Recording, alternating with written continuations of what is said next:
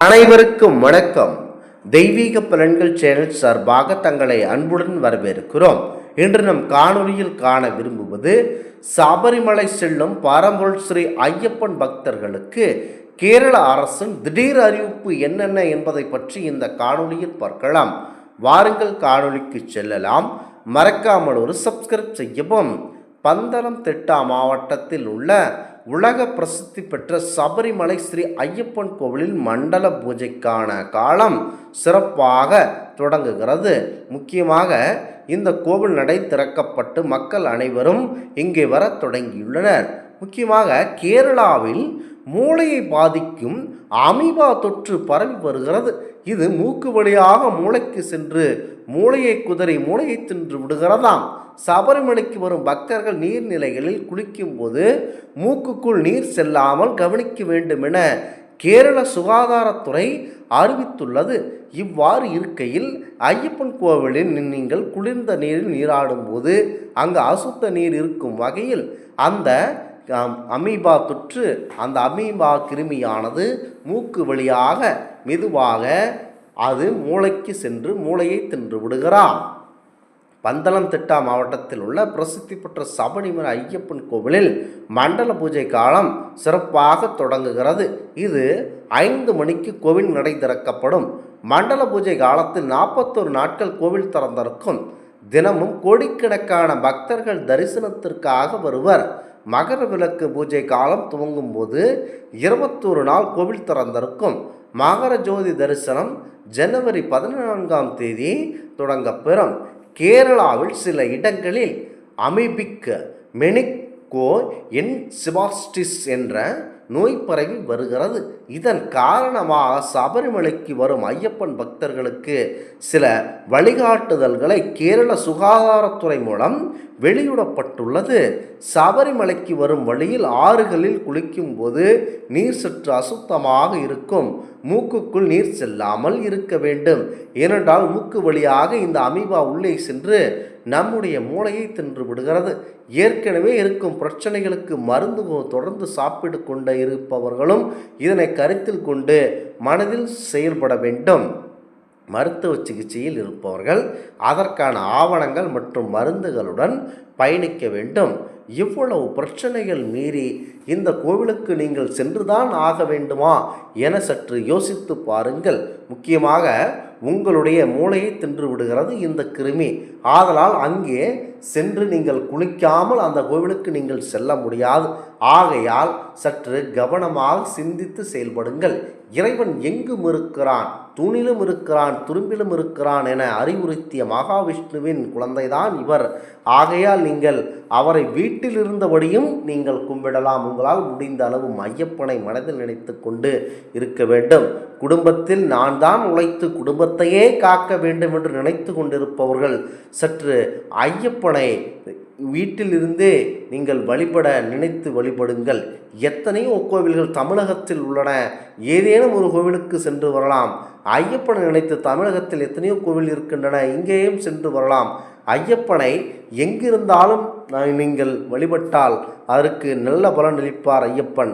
ஆகையால் இவ்வளவு எச்சரிக்கைகளையும் மீறி அங்கு செல்லலாமா என்பது ஒரு பெரும் கேள்விக்குறியாக நினைக்கப்படுகிறது.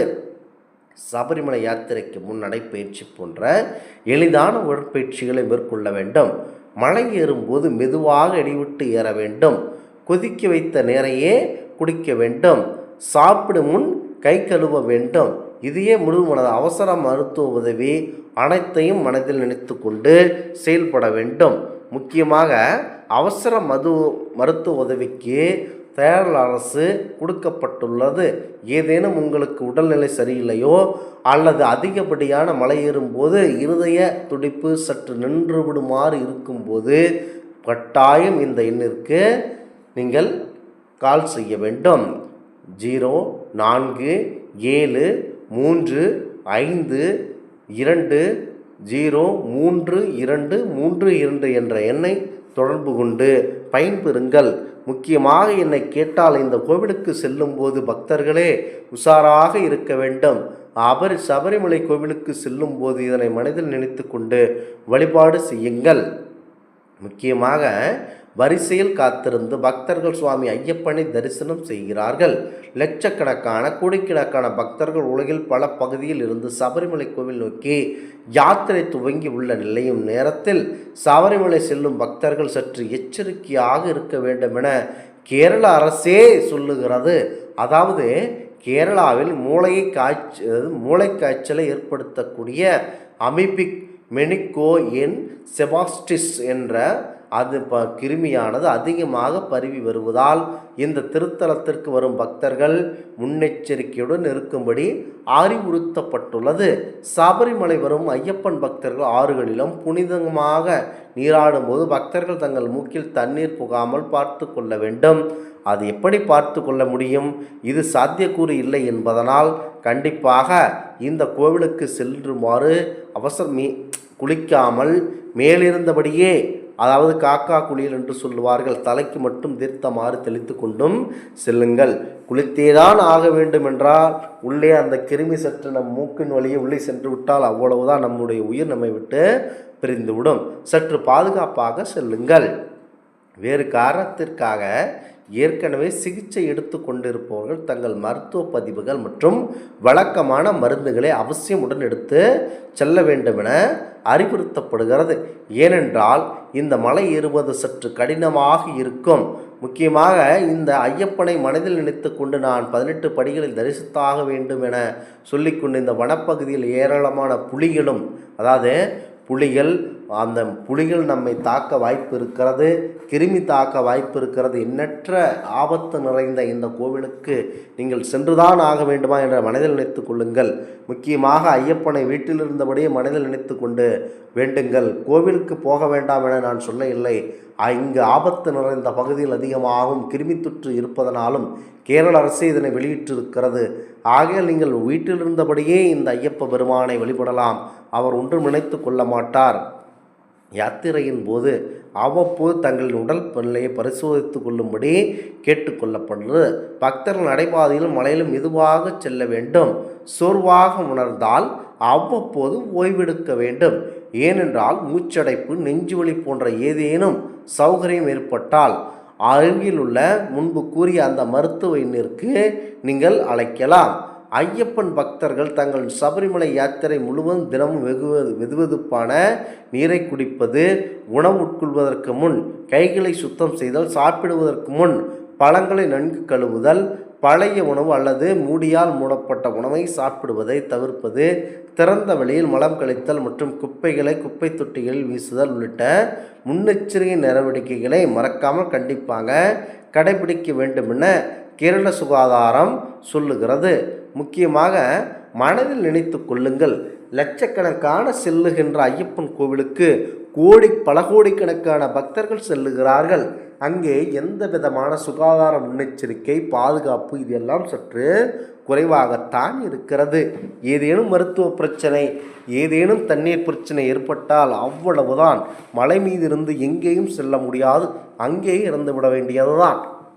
புனித யாத்திரை மேற்கொள்வதற்கு சில வாரங்களுக்கு முன்பு யாத்ரிகள் சில பயிற்சிகளை செய்வதன் மூலம் தங்கள் உடல்களை நெகிழ்வாக மாற்றிக்கொள்ள வேண்டும் என மருத்துவ நிபுணர்கள் பரிந்துரைக்கின்றனர். பம்பாவிலிருந்து சன்னிதானம் செல்லும் வழியில் முக்கியமாக ஆம்புலன்ஸ்கள் மற்றும் மருத்துவ மையங்கள் ஏற்பாடு செய்யப்பட்டுள்ளன.